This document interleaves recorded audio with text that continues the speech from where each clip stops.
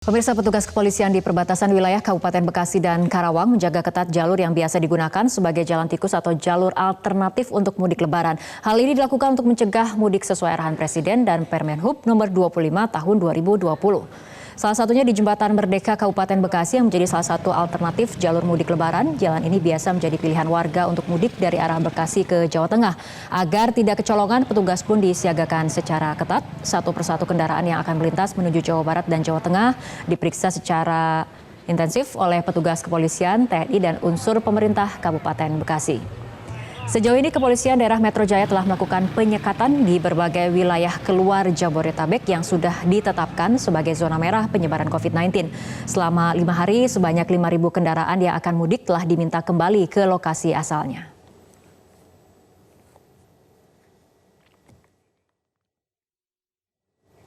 Pemirsa, kita akan langsung berbincang mengenai hal ini. Telah bergabung dari luar studio di Lantas Polda Metro Jaya, Kombes Pol Sambodo Purnomo, dan juga masih bergabung bersama kami pengamat kebijakan publik Bapak Agus Pambagio. Kita ke Pak Sambodo terlebih dahulu. Selamat malam Pak Sambodo. Selamat malam Mbak. Ya, sejak adanya larangan mudik tanggal 24 April kemarin hingga hari ini, bagaimana tingkat ataupun kecenderungan tingkat pelanggaran yang dilakukan oleh warga ataupun para pemudik yang mungkin masih banyak yang nekat untuk mudik? Ya, hingga hari ke-6 ini, mulai dari Jumat kemarin, ini adalah hari ke-6, data kami mencatat kurang lebih ada hampir 7.000 kendaraan yang kita kembalikan, baik di pintu tol Bitung, Cikarang Barat maupun yang ada di arteri, baik kendaraan pribadi, kendaraan umum maupun sepeda motor. Dan kecenderungannya memang semakin hari semakin menurun, tapi ini fluktuatif Mbak. Jadi hari ini kurang lebih ada sekitar 1.000-an kendaraan yang kita kembalikan, padahal sehari sebelumnya ada 800-an. Jadi memang ada terjadi fluktuatif naik turun.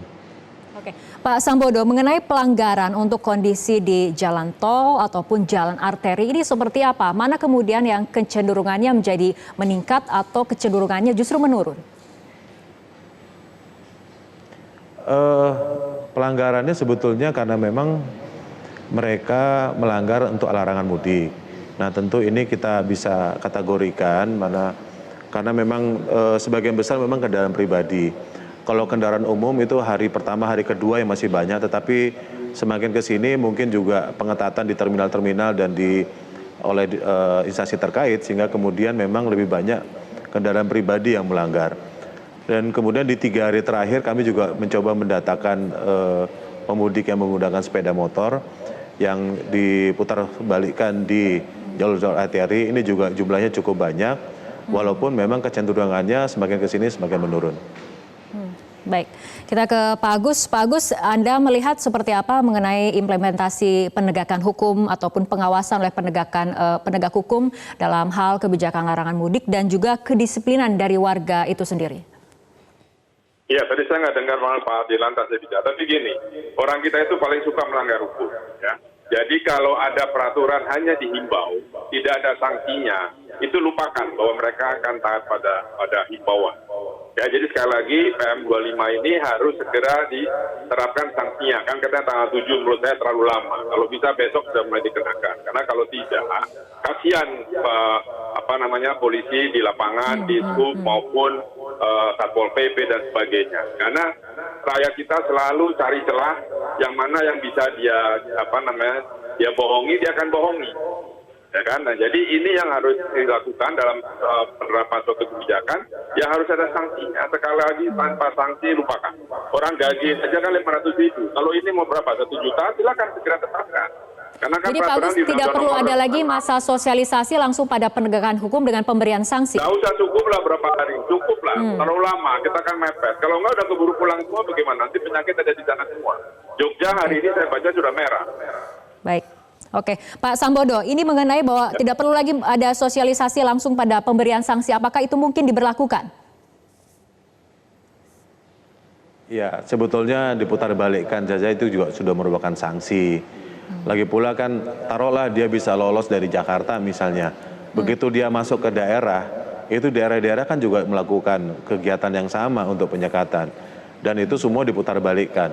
berapa banyak cerita yang kita dengar baik di medsos maupun di berita-berita media mainstream bahwa ada pemudik-pemudik yang bahkan sudah tinggal beberapa kilometer lagi sampai ke rumahnya, itu kemudian diputar balik oleh polisi setempat untuk kemudian kembali ke Jakarta. Jadi ini kan bukan hanya Jakarta saja yang melakukannya. Jakarta kami menyekat untuk tidak keluar dari Jakarta, tapi begitu dia lolos dari Jakarta, dia masuk ke wilayah tujuan, tentu juga polisi di sana melakukan yang sama. Karena ini kan kami sedang melaksanakan operasi ketupat. Operasi ketupat 2020 ini memang sedikit berbeda dengan tahun lalu. Kalau tahun lalu kami melancarkan mudik, tahun ini memang kami melarang mudik. Jadi semuanya melakukan tidak hanya Jakarta. Oke, Pak Agus, artinya untuk kemudian kebijakan larangan mudik adalah untuk memutus mata rantai penyebaran COVID-19. Kunci kesuksesannya ada di siapa ataupun bagaimana, Pak? Semuanya, maksudnya publik, kemudian pemerintah di antar daerah itu, mau Jawa Tengah, Jawa Timur, kemudian juga angkutannya dan juga penegakan hukumnya. Tanpa itu sulit karena kita ini menurut Indonesia belum pernah punya problem seperti ini. Jadi orang pikir saya nggak apa-apa kok, saya masa nggak boleh mudik, saya harus nengok ibu dan sebagainya begitu. Ya sekali lagi perlu kedisiplinan keras karena kita harus segera mengakhiri COVID-19 ini. Jangan lagi ada kecuali karena sekali lagi peraturan pakai terlalu banyak kecuali dan tanpa sanksi dan orang tidak kapok itu akan sulit bisa di atas. Saya apresiasi dengan Pak Dirlantas dan semua teman-teman Dirlantas yang lain untuk membalikkan itu. Tapi sekali lagi kalau itu tidak dibikin jerah, ya terus akan begitu. Kita lelah menjaganya. Baik, terima kasih Pak Agus Pambagio, pengamat kebijakan publik telah berbincang bersama kami dalam Prime Talk dan perbincangan akan kembali kami lanjutkan masih bersama Dirlantas Polda Metro Jaya, Kombes Pol Sambodo Purnomo usai jeda berikut. Perbincangan masih bersama Dirlantas Polda Metro Jaya, Kombes Pol Sambodo Purnomo. Pak Sambodo tadi menyambung pernyataan dari Pak Agus bahwa untuk mensukseskan kebijakan larangan mudik, salah satunya adalah bagaimana memberikan efek jera untuk meningkatkan kedisiplinan warga. Bagaimana tanggapan dari polisi? Ya, untuk memberikan efek jera ini kan dengan berbagai macam cara. Salah satunya memang memberikan sanksi. Tapi sebetulnya yang perlu kita bangun adalah kesadaran bahwa memang larangan mudik ini bukan untuk menghalang-halangi masyarakat bertemu dengan sanak saudaranya. Tetapi ini mari kita lihat sebagai upaya dari bangsa ini untuk sama-sama kita bisa cepat mengakhiri pandemik ini. Karena bagaimanapun, sekutat apapun kami melaksanakan penjagaan, penyekatan terhadap orang yang mau mudik, tentu juga tidak mungkin juga 100% orang bisa dihalau yang mau mudik. Nah, yang dibutuhkan kan sebetulnya kesadaran ini gitu. Seandainya pun mereka bisa lolos, mereka juga kan kita tahu bahwa sekarang daerah-daerah penerima itu juga menerapkan isolasi mandiri bagi para pemudiknya. Ada yang diisolasi 14 hari, ada yang diisolasi di rumah berhantu, ada yang diisolasi di tengah sawah dan sebagainya. Jadi sebetulnya nggak worth it juga mereka untuk kembali ke kampung kalau kemudian mereka sampai kampung juga harus diisolasi. Penjagaan baik dari Polres maupun dari masyarakat tentu ini juga semakin ketat gitu. Jadi mari kita sama-sama melihat aturan ini bukan untuk dilanggar tapi memang untuk dipatuhi. Sebetulnya sanksi maksimalnya seperti apa, Pak Sambodo? Ya memang berdasarkan peraturan tentang 25 tahun 2020 Permenhub ini termasuk juga mengacu kepada Undang-Undang Karantina Kesehatan di pasal 93 memang ada denda 100 juta maupun atau kurungan 1 tahun itu denda maksimalnya.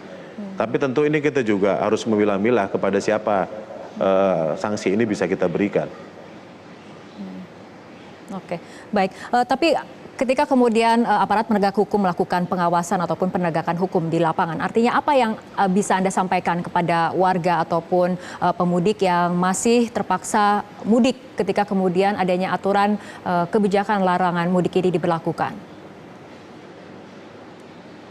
Ya, memang perlu kami sampaikan juga, memang kami juga agak kesulitan misalnya ketika pagi hari kami juga harus mensortir antara para pekerja yang memang dia volume trafik harian. Misalnya rumahnya di Bekasi, kerja di Kerawang, atau rumahnya di Tangerang, dia kerja di Serang, karena memang Serang, Kerawang ini kan memang daerah industri, banyak pabrik, banyak perusahaan gitu. Nah tentu juga pagi hari kami juga harus mensortir mana yang betul-betul mudik, mana yang tidak mudik, mana yang mungkin pengemudi tapi dia pura-pura pakai baju karyawan dan sebagainya. Tentu ini banyak sekali modus-modus yang dilakukan oleh para masyarakat yang ingin mudik. Sehingga bagi kami sebetulnya adalah penyekatan ini adalah langkah dari preemptif dan preventif yang kami lakukan. Kesadaran dari masyarakat inilah yang memang perlu, dan tentu saja tidak hanya dari daerah-daerah pengirim seperti Jakarta, Bogor, Tangerang, dan Bekasi, tetapi juga sebagai daerah-daerah penerima di Jawa Barat, Jawa Tengah, Jawa Timur, tentu ini juga harus bersama-sama. Sehingga ketika kemudian mereka bisa lolos, mereka juga akan mendapatkan sanksi di daerah tujuannya.